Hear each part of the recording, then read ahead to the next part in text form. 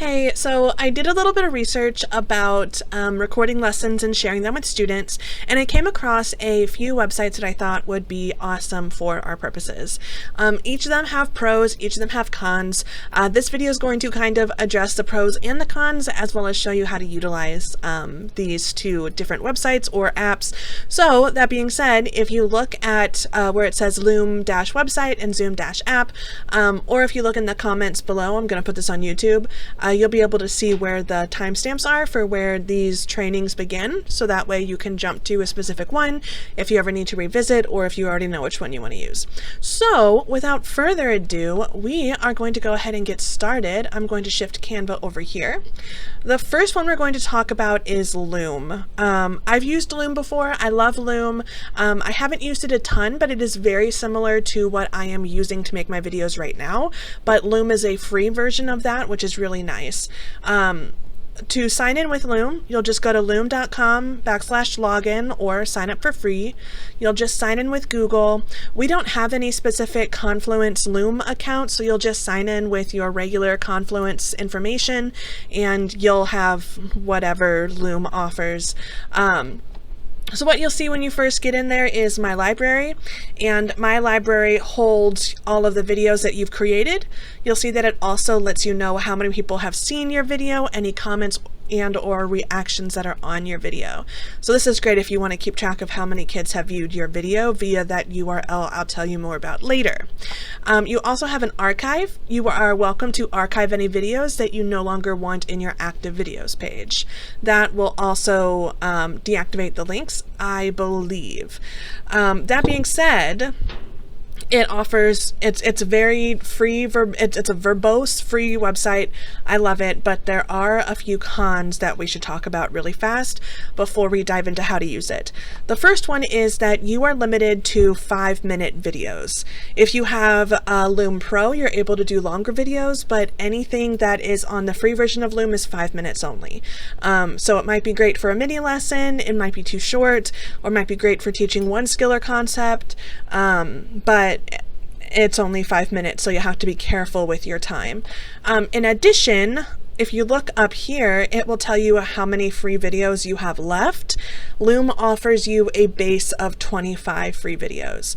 That being said, at any time, you can click the 3 dots and you can delete that video, but I want you to note that when you delete that video, it removes it permanently. There's no way to get it back. In addition, you cannot download the video if you are not using Loom Pro, which means it truly is gone forever. In addition to that, any videos you archive still count towards your active total. So you'll have to go in and delete videos. That being said, there is a way to get more videos. If you click on the out of 25 videos, you will see some options. The biggest and most verbose option is to share Loom with your colleagues. So if you want to invite some other teachers, if they create a Loom account from your URL, you will get 25 extra videos.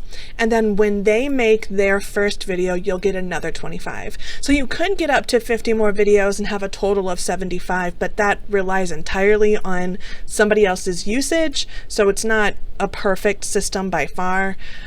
Loom is really great. I do really like it, but there are just a few caveats to be aware of. So that being said, let's talk about how to use it. So over here on your left side, that's where your menu is. What I use mostly is my library. And again, this houses all your videos. But wherever you are on Loom, you can create a new video.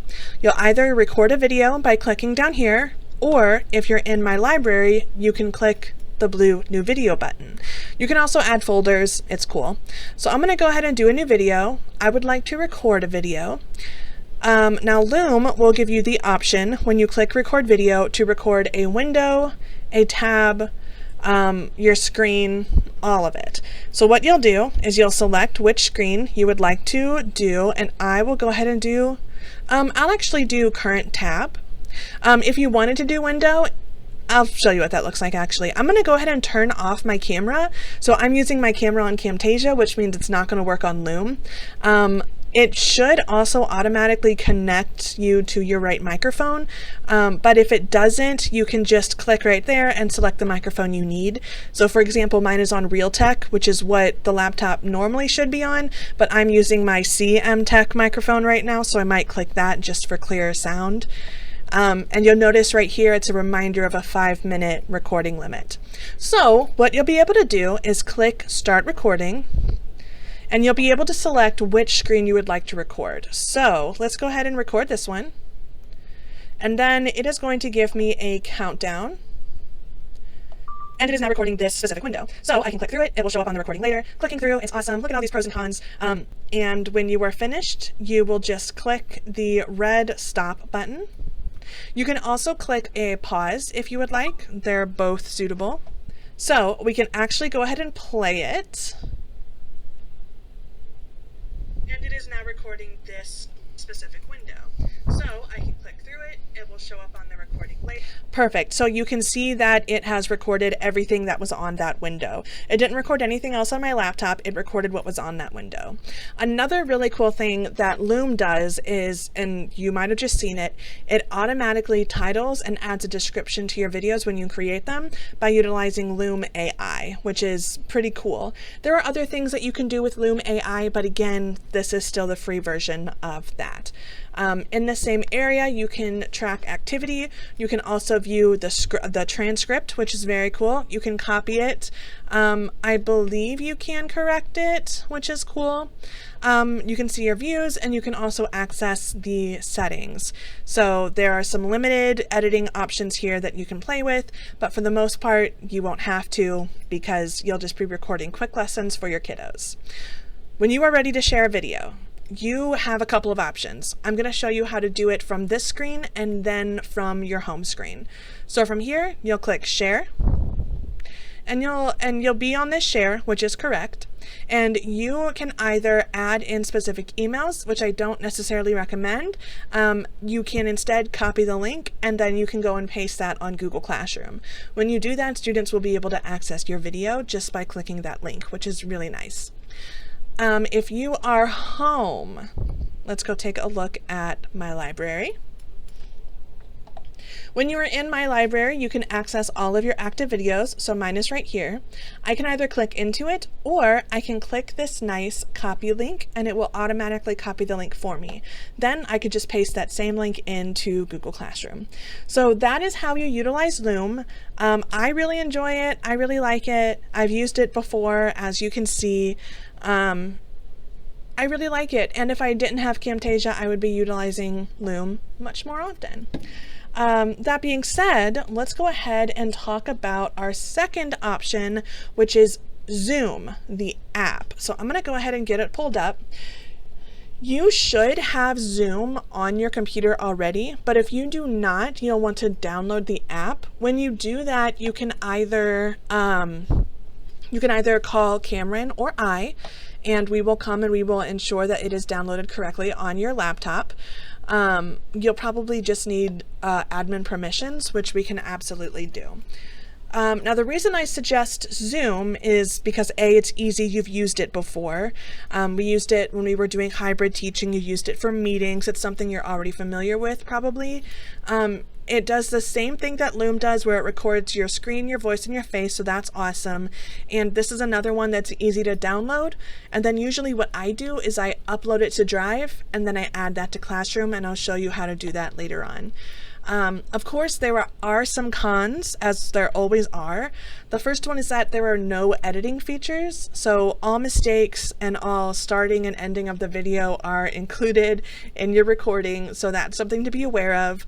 In addition, it does require you to upload it to Drive before sharing. Loom does not require you to do that. Loom just asks you to download the link. This you'll have to upload before you can share it. So that being said, let's talk about how we do this in Zoom. I love utilizing Zoom for this reason.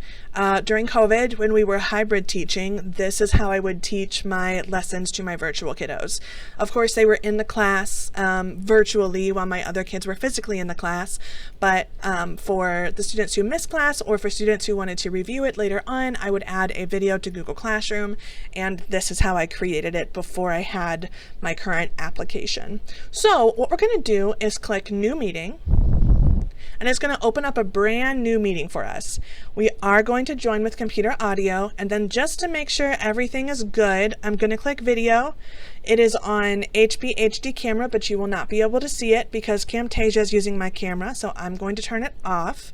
You will also be able to ensure your audio is working by making sure that green is moving up and down. If it is not, select the arrow next to audio and you'll be able to pick whichever audio source you would like to include. So let's talk about everything else that goes with this. So the first thing you're going to do is you are going to click the share option at the bottom, and you're going to select which screen, window, or application you would like to share. They are all listed. I'm going to share screen number 1 because that is what we're on right now. So you are halfway there to being able to start your lesson. So that is going to go up and go away. I clicked the bottom arrow. Now what you are going to do is click more, and you are going to record. Recording in progress. Now recording is in progress, so I can start my lesson. If I need to, I can go back to whatever I was working on, click through, show students how to do it, just like you would do any normal Zoom. Just like you would do anything else. When you are ready to stop recording and stop sharing and stop your lesson, you'll simply click Stop Share. And what will happen is when you exit out of the Zoom meeting, so I'm going to go ahead and exit out. I'm going to stop Cassie for just a second because she forgot something. To create a much cleaner finish, you can click the stop button at the top by where it says recording. It'll just make a cleaner end to your video. End meeting for all. It will generate a recording for us. So right now it is recording, so right now it is converting that meeting into a recording, and we'll be able to pull it up in just a moment. Perfect, here it is. So this is what it looks like. You'll notice that the first one is labeled audio and the second one is labeled recording. Those are two separate things. We want to do the one that's all together, which for us is this video one. So I'm going to click it once. I'm going to right click it, and I would like to rename it Lesson 1010 and hit enter. So what I might do now as well, since this is hidden in its own Zoom folder, is I might just click and drag that right out to downloads. You could even take it out to desktop and then put it in a specific lesson folder, but I'm going to go ahead and put it in downloads for right now. So it appears right there. What we need to do from here is go to our drive.google.com, and we are going to click New, File Upload, and we are going to select Lesson 1010 from our downloads. Now from here, we are going to want to share it. So I'm going to open it up. And the video is still processing, that is fine. I'm going to click share, and I'm not going to type anybody's name in here. Instead, I'm going to change it from restricted to Confluence Academies. That way I can put this link comfortably in my Google Classroom without worrying about whether or not somebody's going to be able to access it.